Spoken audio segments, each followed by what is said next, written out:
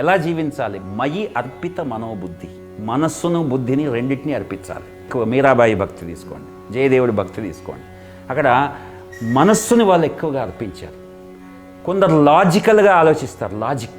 Logic అంటే ఇక బాగా శాస్త్రాలు ఉపనిషత్తులు చదువుతాడు, అద్భుతమైన ప్రవచనాలు చేస్తాడు, ఉపనిషత్తులకు వ్యాఖ్యానం రాస్తాడు, భగవద్గీతకి, ప్రస్థానత్రయం, బ్రహ్మసూత్రాలకి, ఇంకేదో వెస్ట్రన్ స్పిరిచువాలిటీ బుక్స్ చదువుతాడు.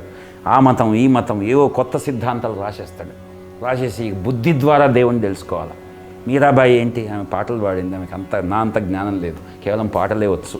త్యాగరాజ స్వామి కేవలం రాముడు అన్నాడు, ఆయనకు ట్యూన్ చేయడం వచ్చు, పాడడం వచ్చు, నా అంత జ్ఞాని కాదు. ఇలాంటి భావాలను కలిగి ఉంటాడు. మెల్లిగా ఈయన ప్రవచనాలకు వేలాది మంది కోట్లాది మంది వస్తూ ఉంటారు.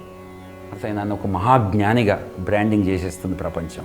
ఈ జ్ఞానిలో అహంకారం వచ్చేస్తుంది. నేను జ్ఞానిని, నేను అన్నీ తెలిసిన వాడిని. అక్కడ స్పిరిచువాలిటీ ఆగిపోతుంది. అక్కడ ఆయన ముందుకు వెళ్ళకుండా తాను ఒక ప్రచారకర్తగా మాత్రమే మిగిలిపోతాడే తప్ప, అహంకారం కలిగిన ప్రచారకర్తగా మిగులుతాడు తప్ప నిజమైన ఆధ్యాత్మికవేత్తగా అతను ఉండలేడు, జీవించలేడు. దీనికి ఉదాహరణ మనకి ఇస్కాన్ తెలుసు కదా. ఇస్కాన్ యొక్క ఫౌండర్ పేరు ఏసీ భక్తివేదాంత స్వామి.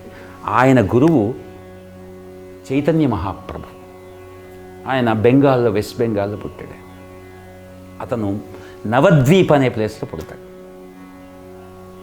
చైతన్య మహాప్రభు ఇప్పటికీ నవద్వీపలో ఈ ఇస్కాన్ వాళ్ళ సెంటర్, అది ఆ హెడ్ క్వార్టర్స్, అక్కడికి వెళ్తారు అందరూ. ఆ నవద్వీపలో పుట్టిన ఆయన, అతను ఏంటంటే విపరీతమైన మహాజ్ఞాని. ఇక ఏదైనా సంస్కృతం మీద భయంకరమైన పాండిత్యం, ఇంకా ఏది మాట్లాడినా వాదనే.